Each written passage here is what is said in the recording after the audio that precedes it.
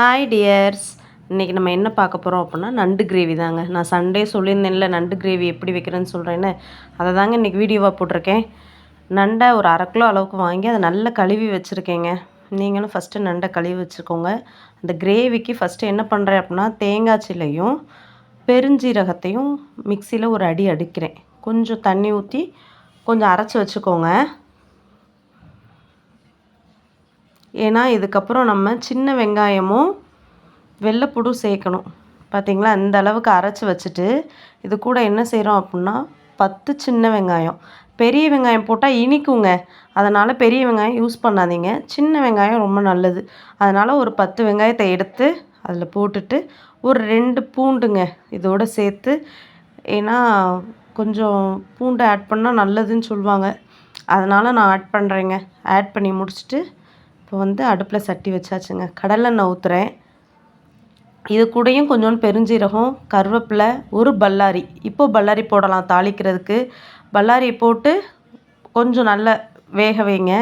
வேக வச்சுட்டு என்ன பண்ணணும் அப்படின்னா, இதுக்கப்புறம் தக்காளி போடுவோம். அதனால் முதல்ல என்ன பண்ணணும் அப்படின்னா, ஒரு கல் உப்பு கொஞ்சோண்டு வெங்காயம் தக்காளி வேகிறதுக்கு அதை எடுத்து கொஞ்சம் போட்டுக்கோங்க. பார்த்திங்களா, இந்த அளவுக்கு கல் உப்பு போட்டுக்கோங்க. போட்டுட்டு கொஞ்சம் வேகவும் தக்காளி எடுத்து ஆட் பண்ணுங்கங்க. நான் 2 தக்காளி எடுத்து வச்சுருக்கேங்க. 1/2 கிலோ நண்டுக்கு 2 தக்காளி மீடியம் சைஸ் இருந்தால் போதும். ரொம்ப பெருசுனா 1 போதுங்க. இந்த 2 இதையும் நல்லா வேக வச்சுட்டு தக்காளியை நல்லா கிண்டி விடுங்க. கிண்டி விட நல்லா மசிஞ்சு வந்துடுங்க. அதுவே ஒரு கிரேவி பதத்துக்கு வந்துடும். நான் மீன் வாங்க போனப்போ பார்த்திங்கன்னா ப்ரான் இருந்தது. அப்போ ப்ரான் என்ன பண்ணுச்சு அப்படின்னா, ஒரு ப்ரானோட எடையை பார்த்திங்க அப்படின்னா 150 கிராமுங்க. 1 கிலோக்கே மொத்தம் 12 ப்ரான் தான் நின்றுது. அதில் எனக்கு ஒரு ஆசை, அதனால் எனக்கு ஒரே ஒரு இறால் மட்டும் கேட்டு வாங்கிட்டு வந்தேங்க. அதனால் அதை தனியாக போட முடியாதுன்னு சொல்லிட்டு இப்போ என்ன ஆட் பண்ணுறேன் அப்படின்னா, மஞ்சள்தூள் நான்வெஜ் எல்லாத்துக்கும் போட்டோம் அப்படின்னா ரொம்ப நல்லதுங்க. இதுக்கப்புறம் என்ன பண்ணுறோம் அப்படின்னா, மிளகாப்பொடி, வீட்டில் அரைச்ச மிளகாப்பொடிங்க. இதை தாண்டி நான் எதுவுமே போட மாட்டேங்க. ஒரு 3 ஸ்பூன் போட்டால் போதும் 1/2 கிலோக்கு. நான் எந்த ஸ்பூன் யூஸ் பண்ணுறேங்கிறத கொஞ்சம் பாருங்கள். உங்களுக்கு எவ்வளோ தேவையோ அவ்வளோ தூரம் நீங்கள் போட்டுக்கோங்க. எனக்கு இது போதுமானதாக இருக்கும். இது நல்ல கலர்ஃபுல்லாக இருக்குங்க. வீட்டில் அரைச்சோம் அப்படின்னா ஹெல்த்தியும் கூட. கடையில் வாங்குறத விட வீட்டில் எதுவுமே பண்ணுறது கொஞ்சம் பெஸ்ட்டாக இருக்கும். இது கூட என்ன பண்ணுறோம் அப்படின்னா, நான்வெஜ்ஜுங்கிறதுனால ஒரு 2 ஸ்பூன் இஞ்சி பூண்டு, வீட்டில் அரைச்ச இஞ்சி பூண்டுங்க, இது ஒன்று, இன்னொரு ஸ்பூன் போட்டோம் அப்படின்னா நல்லா கிண்டி விட்டுக்கோங்க.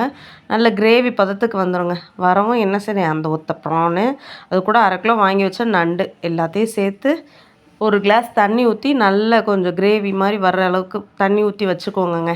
வச்சுட்டு நம்ம அரைச்சி வச்சோம் தெரியுமா, தேங்காய், வெங்காயம், பெருஞ்சீரகம், இதெல்லாம் என்ன செய்கிறோம் அப்படின்னா அதிலே போட்டு அதையும் சேர்த்து கிண்டி விட்டுருங்கங்க.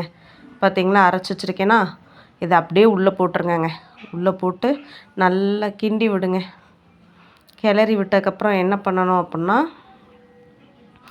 ஒரு 5 to 10 மினிட்ஸ் நல்லா வெந்து அந்த தண்ணிலாம் வதங்குற வரையும் நம்ம வெயிட் பண்ணணுங்க. திரும்பவும் சொல்கிறேங்க, இப்போ என்ன அப்படின்னா, இந்த கிரேவி தேவையான அளவு உப்பு போடணும். ஏன்னா நம்ம தக்காளி வெங்காயத்துக்கு தான் உப்பு போட்டிருக்கோம். அதனால் கிரேவிக்கு தேவையான அளவுக்கு உப்பு போட்டுக்கணுங்க. நீங்கள் போட்டுட்டு அதுக்கப்புறம் உப்பு அதிகமாக இருக்கா கம்மியாக இருக்கான்னு பார்த்து போட்டு வச்சுக்கோங்க. இப்போ தட்டு போட்டு மூடி வச்சாச்சுங்க.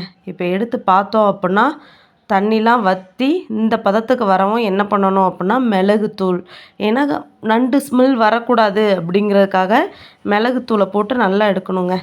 என்னோடய சேனலை நிறைய பேர் பார்க்குறீங்கங்க. அகெயின் சொல்கிறேன், தப்பாக நினைக்காதீங்க. சப்ஸ்கிரைப் பண்ணுங்கள், லைக் போடுங்க, ஷேர் பண்ணுங்கங்க. இந்த மாதிரி நல்லா பண்ணிட்டு முடிஞ்சது, வாங்க சாப்பிடலாம்.